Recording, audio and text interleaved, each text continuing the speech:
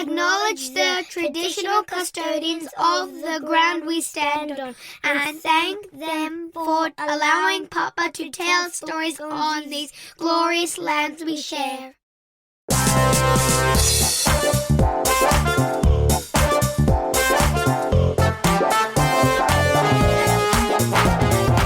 Our guest on this episode of 3 Food Memories is in the business of taking the old and making it new again.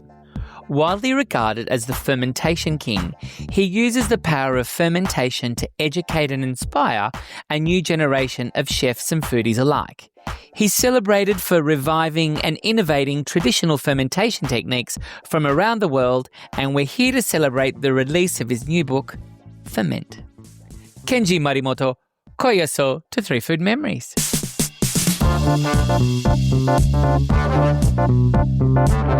Thank you so much for having me. This is incredibly exciting. You started fermenting and pickling in childhood. Who was the first person to teach you to put it under moisture? It's a funny thing. I would say I was never really taught to do these things. I think, coming, for a lot of families, a lot of immigrant families, right? Food is at the center and core of everything that we do, from community to, literally nourishing ourselves. I think no one really pickled. I think with my grandparents, we could buy really great Japanese pickles at wonderful Korean or Japanese grocery stores in Chicago. So, I think they found it kind of bizarre that I wanted to start making this thing that was, very cheap to buy and also very good. So I just started doing it, playing around in the kitchen. I kind of grew up in the age of wizards and witches and, that magical element of life. And for me, pickling was magical. You do something and suddenly, in my mind as a child, magic appears if you create the right environment for something. So no one per se actually sat down with me and told me what to do. Luckily, we had a lot of cookbooks at home that I used. I had my grandparents to taste test things. But a lot of the memories of kind of fermentation and pickling were, very apparent to me as a child. For example, my grandfather, he made an adaptation of a Japanese tsukemono. He adapted a traditional thing to new ingredients that he had access to after the war in Chicago.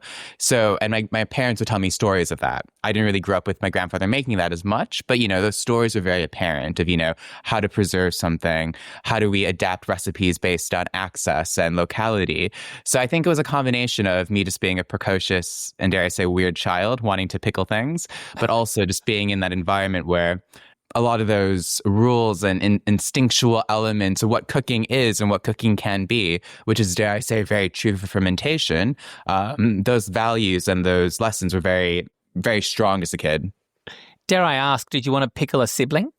I think my sister would have hated that. My older sister I unfortunately think she had to eat a lot of the food I made. I still recall, I remember I was maybe 6 or 7. I made a full meal just using the microwave and pears and cinnamon.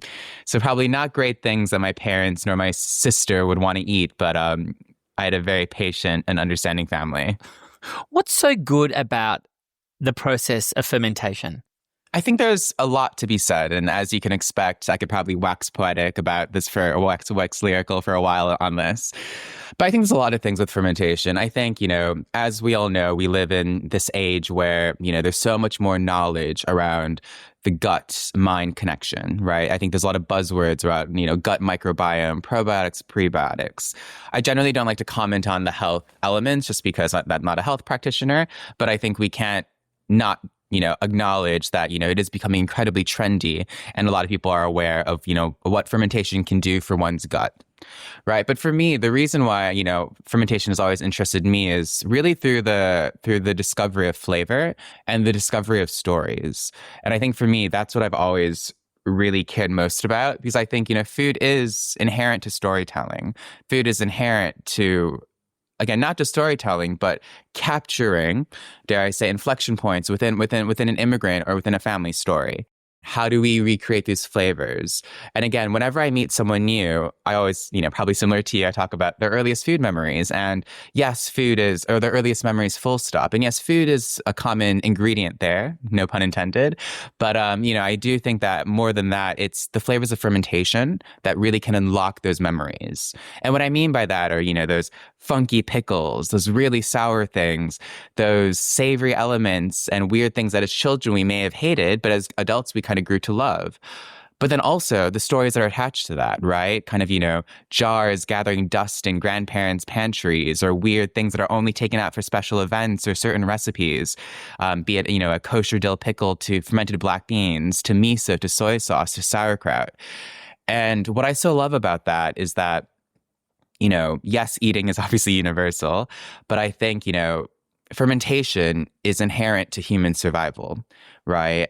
Had our ancestors, and I always say this, no matter where we're from, like obviously the two of us are from very different places originally where our families come from, but all of our ancestors had to preserve, had to ferment, had to create things to survive winters or surplus vegetables, or, how do we manipulate something to make the most of it?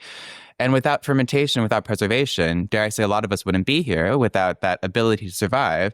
And what's so cool nowadays is that, it's not Michelin star chefs necessarily. It's not scientific laboratories. It's actually, dare I say, at-home chefs and at-home cooks who are really driving this renaissance. And again, because of social media, people are now connecting the dots of these diasporic traditions, but in new locations and with new ingredients. So, Kenji, let's look at the principles of pickling and fermentation. They are to preserve. Are we also preserving a culture, a way of life? And I ask you this because I think of all, I guess, from Asian backgrounds that we've had on the show, and there's this beautiful connection to the ancient, to that. Are you also looking at preserving a way of life? Oh, 100%. So I often talk about fermentation through the lens of Buddhism. So I myself am Buddhist. I was raised Buddhist. And, it was actually during the pandemic and through me revisiting and reviewing Buddhism through the lens of fermentation that I was really able to reappreciate, but also really contextualize it. So I think, yes, it's a way of life, right? Because I think, what do the lessons and kind of methods of fermentation teach you about life? Not to be too big picture here, but, it's about trusting the process. It's about, that intent and action when you are, massaging cabbage to make a sauerkraut, when you are literally putting days, months, years into making a miso that you might not be able to appreciate for a long time. Can I ask you, Kenji, is there any teaching or is there any literature in Buddhism that connects to fermentation? I would say indirectly a lot, right? I would say directly, they never say, fermentation equals this. But in my mind, in terms of, I guess it's the belief that, there's life all around us, right? And I think this also kind of touches into Japanese animism, maybe even Shintoism to a certain extent. But again, I'll focus on Buddhism. That I think, it's belief in understanding that there's life all around us and life is always continuing. And I think, case in point, when you make a jar of anything, right? Including if you make sourdough, which I'm sure many people do, the microbes on your hands become part of that product, right? And yes, if you're baking a loaf of bread, yes, those microbes die that were on your hands and part of you. But for example, if you're making a sauerkraut, a kimchi, a miso, those microbes on your hands become part of that. And, in my mind, you are kind of elongating that moment. You're kind of, it's not just a snapshot, but it's also how does that snapshot evolve with time and place, which again is always a reflection of the environment in which you're fermenting.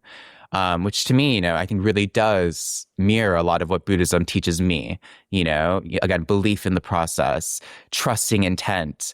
Again, to put it really bluntly, when you put something into a jar, you've tried your best effort. In those moments, you've really been concerted in how you're approaching something. But once it's done, it's done. And you have to believe that it'll work out well. And I think there's something so liberating about that. So speaking of what's done is now done, ferment. It's done. Yes. It's at the bookshops. Yes. How does that feel? Incredible. I mean, I'm sure you've obviously spoken to many cookbook authors in your time, but, writing a cookbook, in my mind, is a very solitary process. Right. And I think to work in modern food, dare I say, when that means, social media and, writing recipes by yourself and creating videos, it's very solitary. So, actually seeing the book out in the wild, it makes it all worth it, right? Really seeing and hearing feedback, seeing people recreate the recipes. But then also, I've been very lucky that I've had a lot of events for my book throughout this country in the UK. And, just talking to people, again, not just that they've made X, Y, or Z recipe. But again, for me, it's the stories that erupt from it, right? It's like, oh, I hadn't thought about that recipe since, my grandparent died, or wow, I haven't thought about doing this since I've, immigrated to this country. And, the world is a big place, but it's increasingly small in a wonderful way in terms of how we connect those dots. And again, the stories that I think really do drive our human existence and our human civilization in this modern age. Well, let's erupt your food memories and open it to the world. And your very first food memory is Ozoni. How do I pronounce this? Ozoni. Japanese, it's a mochi soup. Exactly, yeah. So you said it perfectly fine, ozoni. Yeah, so essentially ozoni is a very traditional Japanese dish that's consumed on New Year's Day, so January 1st. We follow the Gregorian calendar. Every part of Japan has its own version in terms of, is the broth fish-based or miso-based or soy sauce-based. It's quite a simple soup, but what's special about it is that you have mochi with it. It's something that we would make religiously every single New Year's Day for my entire family. My grandparents would originally be the ones to make it. Then my parents, now my generation makes it. But also what I loved about it was something that we would then continue to eat for the next few months because it's just such a warming, wonderful thing. We were always told as kids that you're supposed to eat the number of mochi for how many years you're alive, which is kind of crazy because I think I was also taught as a kid, don't know if this is true, but every mochi that you buy in the supermarket, like that circular thing, is apparently 3 bowls of rice. So if you think about how many carbs or how much rice you're eating, it's quite a lot. But ritual is important. And I think ritual with food is always important. I think particularly when, for my family, we immigrated from Japan in the 1880s. So, we've been in America for quite a long time. And obviously I live in London now. But I think, with the way that immigration goes and, melting pot or, however you want to call it, ritual around food, I think, is what drives those memories and what drives the ability to reconnect with something when life has thrown you in a different direction. How do you keep your Japanese culture alive in the family? I mean, we're thinking your family immigrated 1880s. What's that? It's like 100 and almost 50 years ago. How does that stay rich and relevant? It's a really hard one. I mean, I think in many ways I've dealt with it a few times, not just me being by blood fully Japanese, but my family's been in America for a very long time. So in many ways, I'm very American, but then also given that I moved to the UK about 10 years ago. So I've had to play this game in a way of how do I recreate that culture? How do I sustain that culture? Luckily for me growing up, temple was a part of that, right? That was a weekly, again, ritual. So every week I'd go to temple. I would see people that looked like me who had similar family histories where, there was so much that didn't need to be explained. But of course, that was a snapshot once a week on a Sunday, whereas the rest of my life, I saw very few Asian people, full stop, where I'm from in Chicago. The fact that my parents had my sister and I learn Japanese. Interestingly, my parents didn't know any Japanese because they weren't taught that because of the war. My grandparents really didn't want to continue that Japanese identity because of what happened in the U.S. during World War II. So for my parents, it was always a very considered effort to, I think, introduce my sister and I to elements of Japanese culture, obviously going to temples, seeing family, but also teaching us Japanese. We went to Japan fairly often as a child. So I think that was, those small touches, but then also me personally, I do speak Japanese. I spent time in Japan. I really wanted to maintain some element of it, particularly given my name and how I look. Hiroshima's got a very big post-World War II story. What was shared with you? What came from the family? Quite a lot, to be honest. So my family again immigrated in the 1880s. So we weren't in Japan during the war, my immediate family. I learned as I was getting older that my maternal grandmother, she was actually almost considered going back to Japan before the war started. And I think had she done that, she would have died and obviously wouldn't be here because, again, my family was in Hiroshima during my extended family was in the war. So yeah, we lost a lot of people. I think not any of my immediate family members, but definitely great aunts, great uncles, people who decided to go back to Japan before the war started, because I think, it was quite clear war was going to erupt between the US and Japan due to trade embargoes, etc. So I think a lot of stories were shared. But I think, it was a funny one, again, just given the Japanese-American experience during World War II, because we obviously had the trauma of what happened to our family in Hiroshima, but then also that paired with the trauma of the internment camps, which is something that pretty much everyone in my family of my grandparents' generation went through. So essentially, real quick, after Pearl Harbor, FDR signed Executive Order 9066, which essentially made all Japanese, regardless of citizenship, so U.S. and Japanese, on the west coast of America, they made them live in internment camps for a few years during the war. They viewed the Japanese population as potential risks and threats and spies. So that happened to my family. So I think it was a parallel level of trauma, not just, what happened in Japan to their family members, but then also the fact that they were technically imprisoned by their home country for a few years. Intergenerational trauma is a really fun topic, but I think, it's always really fascinating to see how that erupts and how that plays, especially through the lens of food, scarcity, the fact that my grandparents and my parents bulk buy everything, which I think is very common to a lot of immigrants. But, I think it's that element of, we are used to not having access. So let's buy up when we can. How they view certain food things they wouldn't even touch because of the war. And I think that was another kind of interesting element of my story. Do you remember the first time you arrived in Japan and that impact that it had on you? Did you feel like these are my answers? Yeah, that's a really good question. No one's ever asked me that, but actually my dad always talks about this to me. My dad always tells me the story about one of the first times I went to Japan and just me being kind of shocked by how many people looked like me, or also being kind of like shocked when I saw Japanese people doing jobs I would never associate with Japanese people doing jobs in Chicago, because obviously everyone in Japan is Japanese, and seeing people, cleaning after me and just things like that. And as a 5-year-old, I was pretty shocked by that. Since again, my community and I said, never seen people like me, that many of them, but then also kind of, playing all roles of society, which I found really grounding in a way. That, there's a parallel life that my family and I could have had in a very different place, and, what that could have meant for just my own growth as a person and my kind of, discussion and dance around identity. I even think about had I grown up in Hawaii or California, I think I would have been different because, I grew up being, I think in my high school of 4,000 kids in Chicago, I think there were less than 20 East Asian people. It definitely left an impression on me. Your second food memory is potluck meals at your Buddhist temple. Yes. So I've mentioned my Buddhist temple already. And it was an incredibly important place for me. My grandparents and my great aunts and uncles were a part of that temple in terms of literally building it after the war in Chicago. My parents got married there. One set of grandparents got married there. My husband and I had the first gay wedding there. Grandparents' ashes are there. So it's a big part of myself and my family.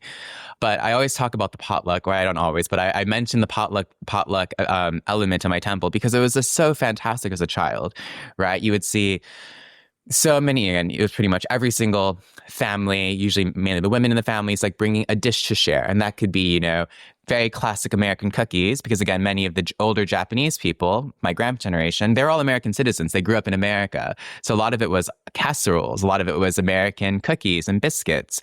A lot of pickled vegetables, fried chicken. Maybe someone got sushi from a takeaway. And what I loved about that was, again, obviously the variety, just seeing how people cook, how people present things. But more than anything, it was a confluence of so many different stories, but then also the confluence of the other different immigrant groups that have become part of that story, which is what I always loved. After the war, when Japanese in large numbers were in Chicago as one of the safe cities to live in after the war ended, a lot of Japanese gravitated towards Chinese people for kind of obvious reasons, similarities in food. There were more Chinese established in Chicago.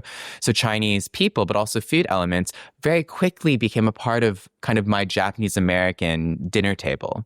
And not just because I have Chinese and Hawaiians and Filipinos in my family now, as well as white people, but it was so cool as a kid to see there's wontons there. Oh, there's a Chinese chicken salad from, that old Japanese lady who might have maybe she has Hawaiian family, maybe she has a Chinese in her family, or maybe because she herself just gravitated towards that after the war, and that's become one of those meanings of home for her. And I just loved what that symbolized. Again, not just, for a greedy child who is hungry and wanting to eat everything, but more than that, I think, what people wanted to bring to the table, but then also what it reflected to them as something that they wanted to share. Be it a family dish, some American cookies, or, something that reflected, all these different cultures intersecting at a time. At least for my immigrant story, was a very challenging time. So again, how do we create that community through food? And I think, the Buddhist temple was just phenomenal in facilitating what Buddhism meant, but also Buddhism community and what it meant to be as a Japanese American. Tell me, what does I have to say this, I can't do it with an American accent because it just feels inauthentic. Sorry. What does Buddhism give you? It gives me perspective. It gives me an appreciation of time. I would say those are the main ones, perspective and time. Which is what fermentation and pickling is all about, isn't it? Exactly. Coincidence? Maybe. Probably not. No, exactly, right? And I think this is why when I often talk about Buddhism to people through the lens of fermentation, it really resonates with a lot of people. Because I think, not obviously most people aren't Buddhists, but I think, we live in this age, I think particularly post the pandemic, where, we all expect things to be quick, right? It's like 15-minute meals, this. It's, food delivery, that, quick, ready meals. And again, there's obviously no shame with that, since I appreciate, I grew up like that. I had two working parents who it was more about practical cooking than, being innovative or rediscovering family roots. But I think, in 2025, we want things to be so quick, right? That's how capitalism works. That's how humanity works. But I think, what fermentation forces you, and again, which is what, in my mind, Buddhism as well, it forces you to slow down because you quite literally have to. And I think through that kind of exercise and slowing down, you inherently gain agency in what you want to do, right? If that could be, buying a bunch of discount fennel at the grocery store because you want to give it a second life. It gives you agency in, literally what you're putting into a jar to allow the microbes to do its thing, which will hopefully, if everything goes well, provide nutrients to you and your family. Yeah, so I think it just forces you to slow down.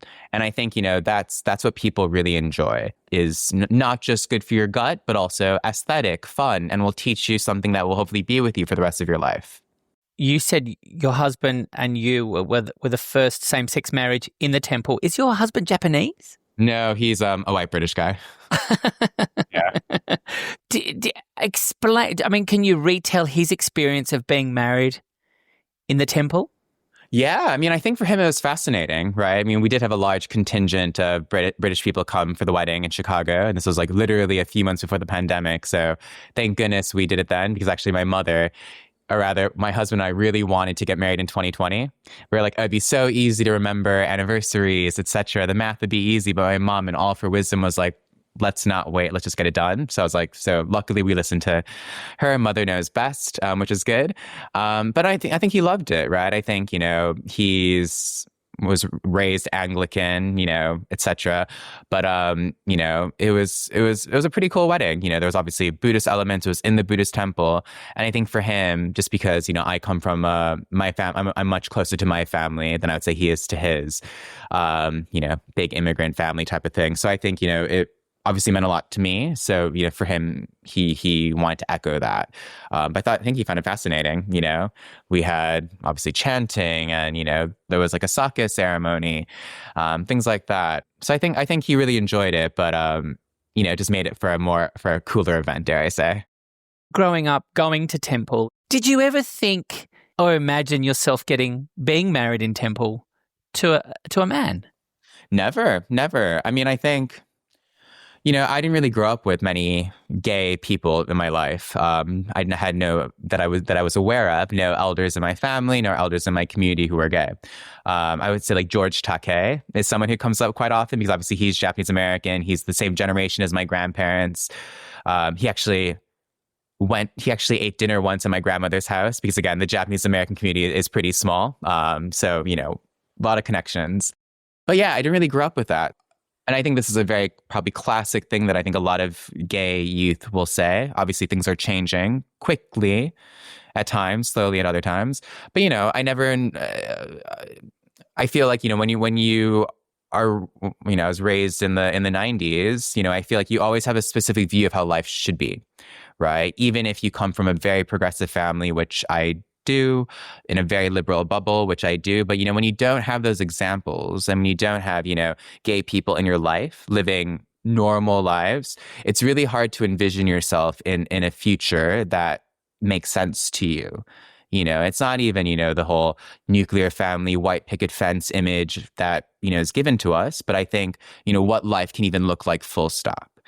So I never expected that to happen. Not because there'd be animosity towards it, but just because I just could never envision a real life like that, since I didn't have any core real examples in my day-to-day showing what a healthy, normal, full stop, life could look like.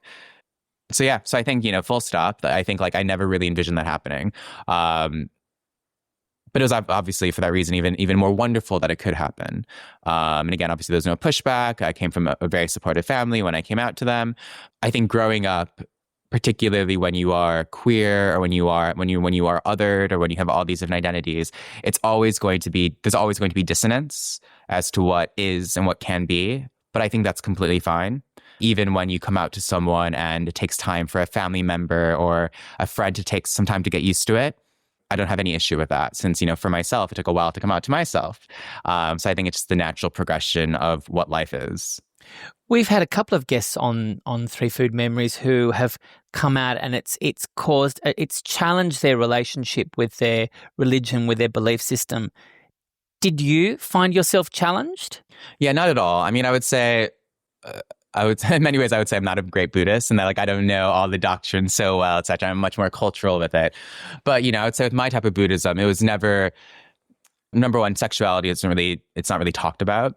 So therefore, there's not really a stance on it, which I think is actually a blessing. It was just never an issue.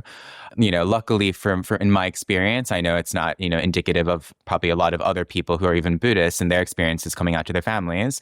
But I would say with my type of Buddhism and with my community, it was never a challenge. I think the only challenge was, again, connecting those dots of, not having those examples beyond kind of that golden star of George Takei for the Japanese American community, who's obviously very openly gay, which I do think made a difference for kind of younger Japanese Americans to come out, because, hey, it's like, hey, grandparents, there's someone of your generation who's very openly gay and is doing well for himself. So life will be okay. Back to the book, Ferment. Would we find any recipes from your wedding banquet in there? Unfortunately not. No. That's a good question. Believe it or not, I didn't even have a pickle platter at my wedding, but maybe that's actually very good inspiration potentially for a different book, kind of capturing those different food memories and kind of, what they've meant for me. You heard it first here on Three Food Memories with Sava and Kenji. Exactly. Now let's move on to your third food memory. Now I love this, but I'm kind of in a bit of a pickle, literally, with it. Kimchi making in Mumbai. Yeah, so I lived in India right after university. I was there for a little under 3 years. And it was there I started making kimchi. I was there because I've had a day job for most of my life, separate from food. So What was the day job? Like consulting in finance. It paid the bills, which was great, but it also allowed me to travel. I was probably not the best employee, to be honest. But after university, I kind of, was in India for a while, living in Mumbai. It's a funny story because, most people would never expect India to be the birthplace for me to start really making kimchi, right? A very traditional Korean ferment. But growing up or just being in America with, a fairly large Korean population, I could always find amazing and affordable kimchi at a lot of grocery stores. I moved to India, and this was back in 2011, so a while ago at this point. I just couldn't find anything. So one day after I kind of was settled in Mumbai, I decided, you know what? Today it's my day. I'm gonna make kimchi. I could find all the ingredients pretty easily, but the one that I thought was absolutely required, since I hadn't really been exploring fermentation as much, was I was missing gochugaru, which are like the Korean chili flakes that I think we all kind of expect to be the necessary ingredient for kimchi. Little did I know that actually the original kimchi, before kind of old and new world trade happened, didn't even include chili flakes. So that's just a good fun fact for you. But I was kind of going through my flatmate's pantry, found his masala daba. So it's like, his like spice container. I found Kashmiri chili and I was like, you know what? I tasted it. It's not so spicy. It's a bit floral. Let's make it work. And it did. And a few hours later, I had, a few jars of kimchi kind of bubbling away in the Mumbai sun. Because again, things obviously ferment faster when it's hotter. But what I so love about kind of that experience was, a few different things. Number one, I think it really reinforced for me the importance of locality. And, I think, yes, we live in this wonderful age that we can order anything that we want and get it, hashtag globalization. But I think, there's something so wonderful about, okay, great. Here's a traditional process. Here's a recipe I hold dear. But let's think about how I can adapt it based on literally what's at my doorstep. And I think, we often don't do that because we have the ability to buy anything we want. But I think, if we take that step back and think about, how has food always evolved? How has food evolved across time, place, confluence of cultures and people and interaction? It's through those changes that I think, food memories, but also, what is authentic, quote unquote, really does evolve in a really nice way. So I think that was number one. Number two, I think it also really taught me a lot about, again, how environment affects fermentation. Mumbai is generally a bit warmer than London, so things move faster. Again, a reflection of the microbes on the vegetables and also a function of the temperature. And I think those two things, again, just, food is a reflection of time and place and locality and access, is one of my grounding principles as to how I approach food. And kind of that kimchi making experience in Mumbai, whilst kind of a far-fetched inflection point to really inform how I do things, really left that impression on me. And just reminded me that, this is not unique. Meaning, there's countless times where people move for whatever reason, want to recreate something, but don't have access. But then through that innovation and through that creativity, something else cool is created. And I think that's the beauty of food. So now let's work this out. You're a fourth generation Japanese American living in London. Have you ever tried to pickle or reimagine a British dish and pickle it? Yes, really good question. So actually I haven't posted this yet, but a few years ago, and this is why you should always date something. I think I didn't date it, which is bad. I bought up all the leftover mince pies after Christmas, incredibly discounted at a grocery store, and I made miso out of it. So essentially, and it sounds a bit bizarre, but in terms of conceptually, it's very easy. You mash it up, add salt, add rice koji, which again is rice inoculated with a specific fungus. And that's what allows for miso to be created. So I have that going, which my plan is to use that for actually more baked goods. Maybe put that into a custard tart, maybe put that into a mince pie, etc. And what flavor profile does it add to a dish when you put it in? So I haven't tried this miso yet, so TBD.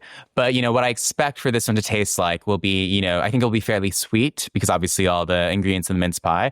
But again, what koji ultimately does, which again is that starter culture for making a miso, it breaks down a lot of the, let's say, more complex flavors into more simple building blocks per se. So again, what I expect from this is, a lot of umami. Obviously, it'll be salty because of the salt content, but I think it should be a really sweet and savory kind of umami with a lot of nice fruity notes because of the mince, of course. So that's my expectation. And that's the kind of the funny thing with making misos. Again, if anyone does dive down the rabbit hole of using koji, is that you transform flavor like no other. And oftentimes it's not what you expect as well. And I think that's where the exploration is really fun. Kind of that magical element I spoke about at the beginning. Kenji, now you've chosen as your social cause, it's a very holistic one. There's lots of humanity in this, but you've chosen building and maintaining community and memory through the lens of food and fermentation. And I want to take it a step further, preservation. Why is this so important to you? In today's modern age, it's so easy to jump into trends. It's so easy, again, as I said, the expectations of things should be quick, immediate. And again, as I keep saying, fermentation forces you to slow down. And I think through that forcing yourself to slow down, you inevitably reflect, right, as to what you're learning, as to what you're doing, as to what you're creating. That could be for so many reasons, gut health, for the pursuit of flavor, if you're a chef. But I think for me, it's those stories and those memories that I think need to be brought to the front. Not just as a way to honor, right? The often, shared, through word from grandmother to parent to child to grandchild, kind of those oral traditions of what food and fermentation are. But I think literally through that process of obviously handing those experiences down, but then creating something that, again, every generation has. And then again, your hands, your microbes being a part of that. There's something so innately human about that. And so I think unique to, even within the food world and the many different elements of what food can be, when you realize that, again, your microbes are part of what you're creating, echoed by the stories and methods passed down to you, that's pretty incredible if you think about it as to what it means, like just as us as a human race and what we're creating, which again is so old in many ways, right? As to what we're doing. These are not new techniques. We have an MFK Fisher Serve It Forth tradition here at TFM where our previous guest presents you with a dish. Our previous guest was Blanche Dupouget, and her dish to you, Kenji, is barramundi with soy, ginger and shallots. How do you feel about this dish? That sounds a big question. Is it steamed or is it? She is steaming it. She's absolutely steaming it because Blanche is completely health conscious. Okay. That sounds lovely. That sounds like an incredible meal. I love steamed fish. I assume she's steaming it and then maybe like putting oil on top of it, letting it, all the aromatics come out. But I think also what I love about that type of preparation is it's so simple, right? You're really letting the ingredients and the quality shine. So yeah, I would gladly eat that with a bowl of rice and some pickles. I would pair it with two different kind of Asian adjacent pickles. One is on page 116, which are my crunchy soy sauce cucumbers, which actually ties really nicely to the pickles that were brought to my Buddhist temple potlucks. Some of my earliest memories of this pickle are from those potlucks. It's a really simple pickle. You make a sweet, savory brine using soy sauce. I'm a big fan of apple cider vinegar, some sugar, mirin, a few aromatics like ginger, chili, and you just brine, salted cucumbers, and they become a bit prunish. They absorb all the flavor and are perfect with a bowl of rice and some steamed fish. And the other one that I would serve would be my kombucha pickled carrot and daikon. So a play on kind of, the ubiquitous pickles you might see with banh mi, or that you might see with a lot of Southeast Asian cuisine, kind of the shredded carrots and daikon. However, my twist here is using kombucha instead of vinegar. Now, what would you like to pass on to our next guest, Kenji? Okay, what I'm going to pass to the next guest are my kimchi bhajis with a coriander, miso, and mint chutney. So essentially, it's a play on, onion bhajis, but you're using very old fermented kimchi instead. Still very traditional with, using gram chickpea flour. Make some fritters with that. So again, hopefully this person isn't as health conscious. And then served with a really tangy, bright, very peanut forward miso play on an Indian chutney. Our next guest is Mike McInerney, a very, very celebrated Australian chef. He is going to eat that by the handfuls. Amazing. That's what I want to hear. Kenji Morimoto, arigato gozaimasu. May your jars always bubble. Catch you on the brine side. That was great. That's it for this episode of 3 Food Memories. Be sure to share the plated love and check out our 80+ back episodes. They're still as delicious as they were when they were freshly rolled. For all things TFM, head to the socials at 3 Food Memories. For more info and to send us a message, head to 3foodmemories.com. 3 Food Memories is edited by Lauren McWhirter with original music by Russell Torrance. Nasta kalafili and bye for now. Thank you for listening to Papa's podcast.